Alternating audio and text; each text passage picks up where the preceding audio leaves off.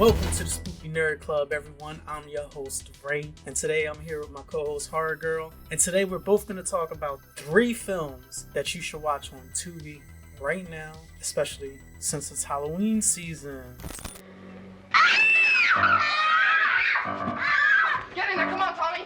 Now lock the door! So the first film that I'm going to recommend is called Sorority Row. It's from 2009. I love you, Jessica, because you make being a bitch an art form. Hear, hear. Day of Pi, we honor thee from life to death, sorority!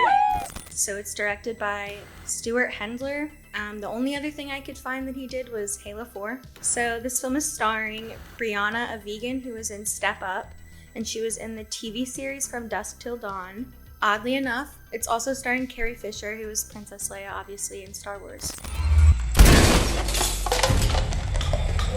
Please don't think I'm afraid of you. I run a house with 50 crazy bitches. This movie is about a sorority house prank that goes wrong, and when the sorority sisters try to cover it up, a stalker seeks revenge on them. Yeah, I mean, I kind of agree with Cass. This is funny and all, but... You're right. That's why we're doing it. Because it's funny. So the ratings for this movie, IMDb is 5.2 out of 10. Rotten Tomatoes, it's a 24%. And Letterboxd, it's a 2.7 out of 5. So no one likes this but you. I guess, but I don't see why not. I trust that you will show this place the same respect that you've shown me. That was a joke. It's funny how, I'll check out some Letterboxd reviews, and then they'll just be like, movie was good. I'm like, really? What did you sign up for Letterboxd for? To just say, movie was good, slow burn. People who do reviews like that. You can... Let's just get into a Letterboxd review of Sorority Row. Go ahead, Horror Girl. And you can't piss on hospitality. I won't allow it! Okay, so the first one I saw that kind of pissed me off was if Scream and I Know What You Did Last Summer had a less interesting baby, which I disagree completely. I think it's very interesting. There is something going on from the time it starts to the time it ends, and there's a twist.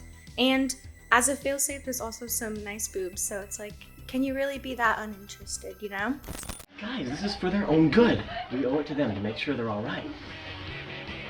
The next one I saw kind of was the same. It says it starts off well and progressively gets boring as it goes on, which, again, I'm just not getting where people get that from. If you like B-horror, trashy teen horror, early 2000s, this won't disappoint you. You'll like it.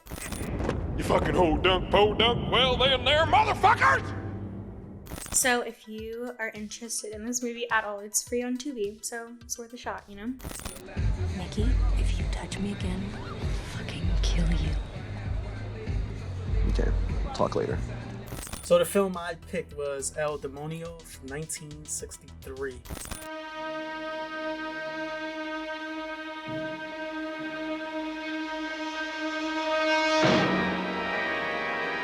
All the films that I picked on this, I actually have physical copies of it. Of course. I'm just a dork. Don't fuck with the Chuck! This film is directed and written by Brunello Rondi. This film stars Dalia Lavi, who is known for starring in the 1967 film Casino Royale. And it also stars a young Frank Wolf, who's my boy from Death Walks on High Heels. And he was also in Cold Eyes of Fear that came out that same year. I like you. Just like that. You mind? No. If it makes it more satisfying. This film basically is about an ex-girlfriend turns to witchcraft to hex her former lover because he found some new John and he's about to go and marry her. So Dahlia gets caught up in some witchcraft and she starts to experience some kind of possession that's taken over her body.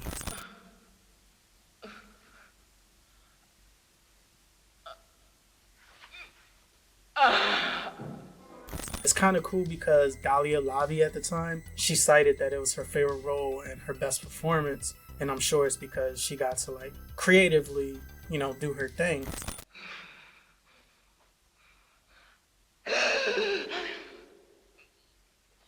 Esorcizzate, immondissimo spirito. No! Fatele toccare il pavimento con la fronte. I wanted to mention this film because first, I thought it was cool.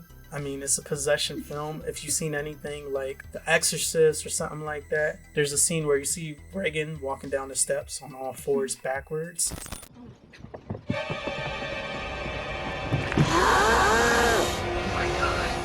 When I pop this in, there's literally a scene of the girl that's possessed doing the same exact thing.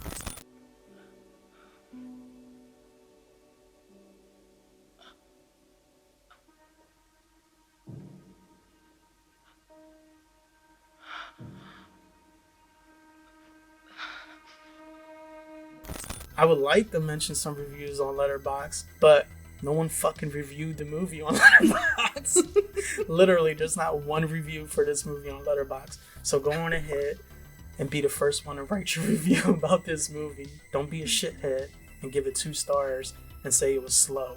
It was made in the 60s. Of course it's going to be slow. So, yeah, that's the first film I picked. That's the beauty of it all. Simplicity. Besides, if it gets too complicated, you lose your target audience. Okay, so the second film I picked is called Girl House from 2014. The hell? That shit sound like a porno.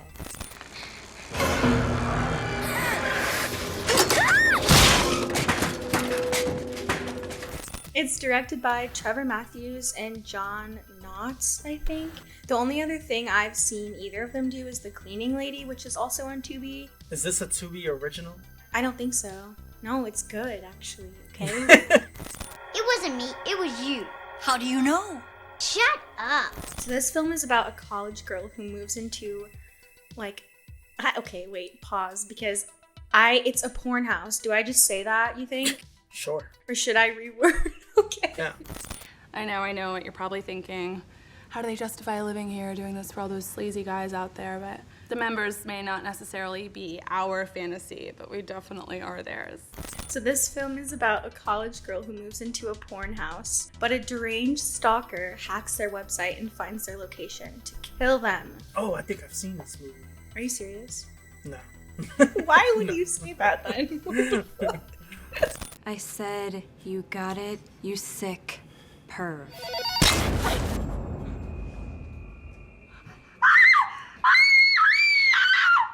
So the reviews for this are actually a little better than the previous one I mentioned. The IMDb rating is 5.5 out of 10. The Rotten Tomatoes score is 73%, which is randomly high. And the Letterboxd rating is 2.7 out of 5. You're just hitting home runs here. It doesn't matter. It doesn't matter what they say. You know that. Give me that shit, punk. So first of all, I'll just tell you why I like it, and then we'll get into the shitty reviews that I don't really care about. The main character is really good, and I think the casting is really good too. Especially for it to be a movie that I've never heard of before. It's like much better quality than you would expect it to be. Given the subject matter, that it's like porn, it's not like a sleazy movie. It's like actually very interesting. So like it's about them making porn, but it's like, it's classy, okay? Gotcha.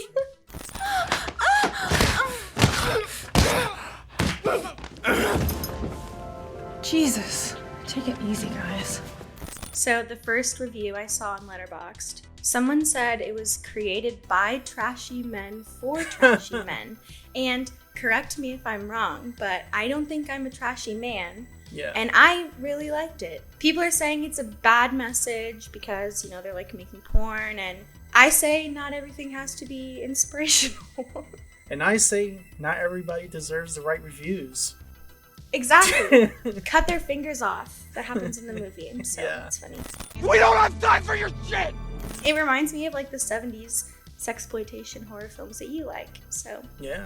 And it gives us a really good final girl, so again, watch it. Also, another review said that there's a little too much torture in the kills. Maybe I've watched like Terrifier and it's just ruined me, but I feel like that's not true. I mean, there's good gore in the movie, but it's not like a torture-y, I don't know. Yeah, that's probably some protester that wrote that review. Probably, yeah.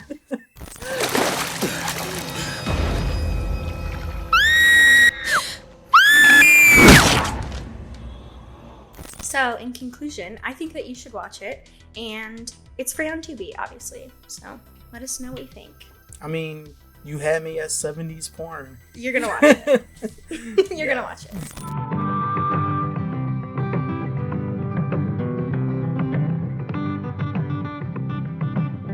Alright, so for my second pick, this is a good one.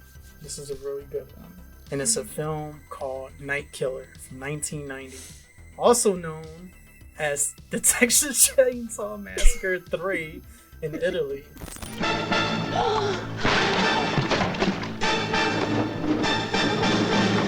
This is directed and written by Claudio Fragasso. They're eating her! And then they're going to eat me! Oh my god! Oh my god. And it's starring Peter Hooton, who is known for Orca the Killer Whale from 1977. Good start. Such a dumb movie. Oh, that's it.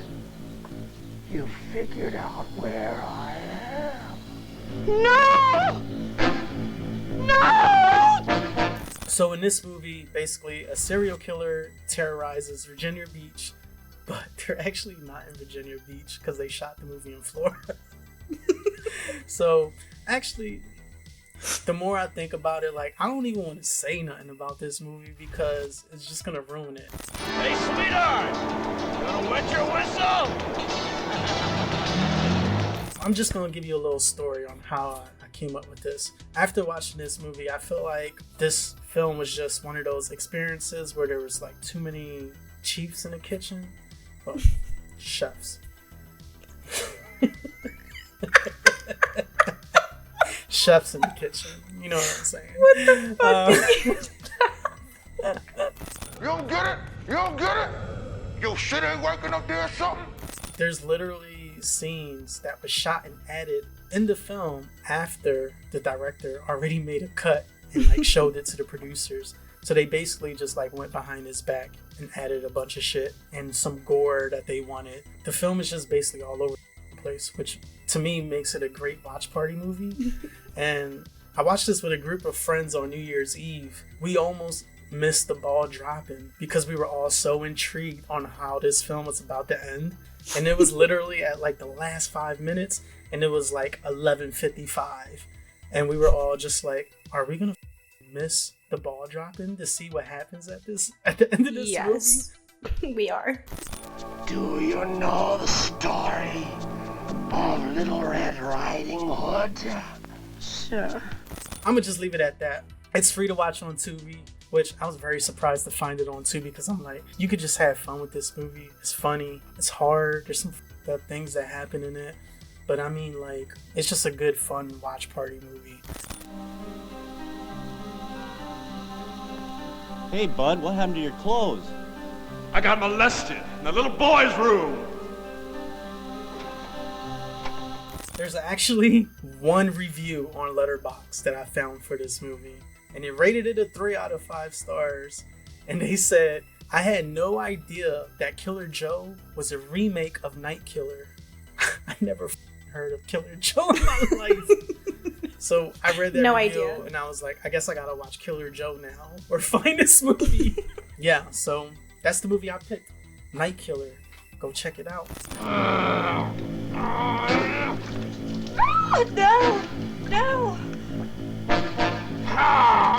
Alright, so we're getting to the end here. Tell me what's the third and final film you picked. So, the last film I picked is called Cannibal Mukbang from 2023. Cannibal Mukbang. Yes. So I'm gonna tell you, I eat stuff online for people. You mukbang? Ah! Oh my god! I can't believe you actually know what that is. So, it's directed by Amy Coogie, I want to say. The director is very obviously a horror fan, and if you look at like her socials, she's into like the weird shit. And you can tell from this film. Like, I always like watching a movie where you can tell that the director is really influenced by like older horror movies. It is not starring anyone that's been in anything else because it's an indie film. So the tagline that she picked for this film is blood, sex, food. And I'm gonna leave it at that.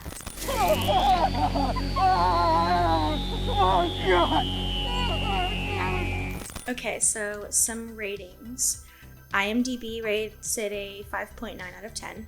Rotten Tomatoes rated it a 93%, which is wild to me.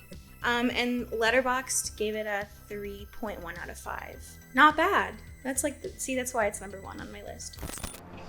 The first week after, it's bearable, but any longer without it, and then you start to feel it.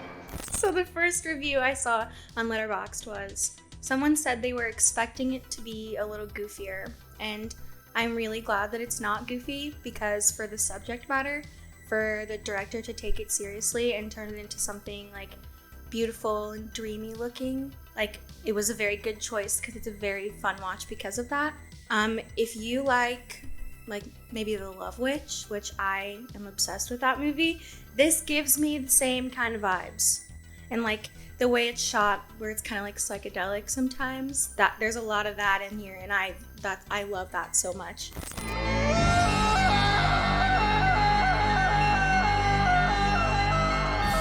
And then another review I saw, someone said, I hate to be so critical of small indie movies, but this sucked bad, with a crying emoji.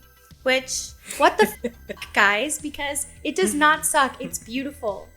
And for the director to take it seriously and it be an indie film, but it be shot looking so professional, I think is worth the watch just because of that.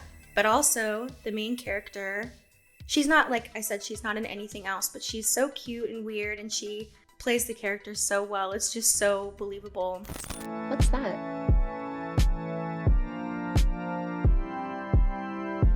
She's just on fire. There's reviews on Letterboxd for this movie, but I've never heard anyone mention it ever. I've never heard of this film, so... Yeah, I mean, you're the first one I heard mention it. Like, when I go on TUBI, it's right there, but I've like I said, I've never heard anyone post it or anything, so... Just because of that, I think that you should watch it.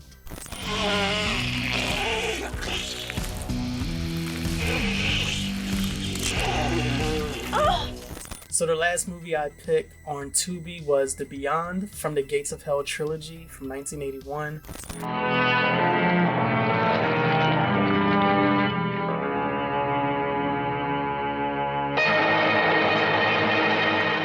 It's directed by Lucio Fulci. I always say Lucio, but people are like, oh, it's Lucio. Whatever. Gives a Lucio. He ain't here to check me on it, so I don't care. It's also written by the legendary Dardano Sciancetti, who he just wrote a shit ton of movies.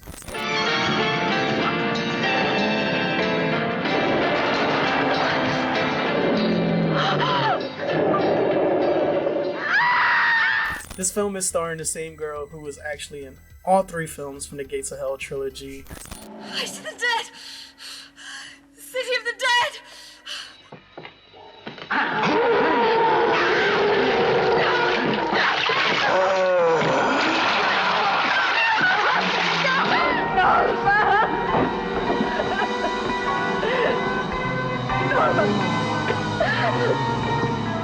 And it's starring this dude named David Warbeck, who was in Fulci's The Black Cat. And it's about a young woman who inherits an old hotel in Louisiana, where we always know there's some voodoo shit going on there. At least that's what America tells us.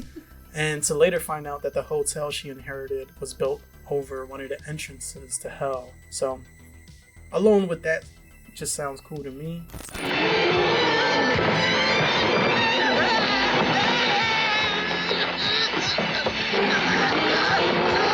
Now, if you like special effects and a great soundtrack, I think this film is just a feature-length music video of that.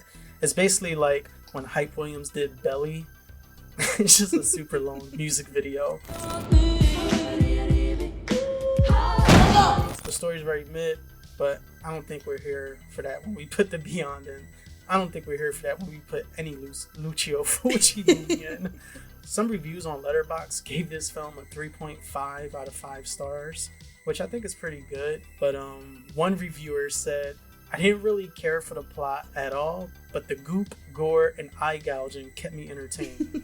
It's like I already said, we not here for the story.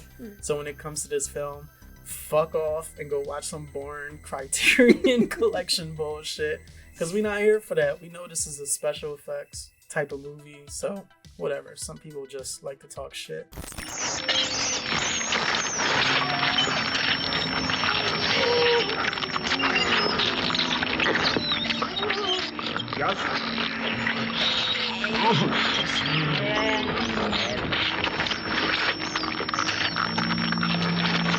Someone else gave it 2 stars and said, even Lucio Fulci, gratuitous and stylish gore couldn't save this 0-story film from spiraling down into absurdity. Oh my god. Shut up.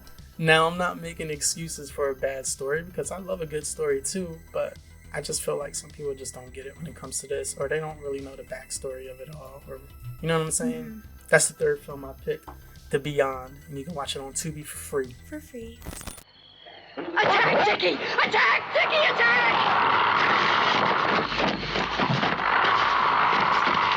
Dickie!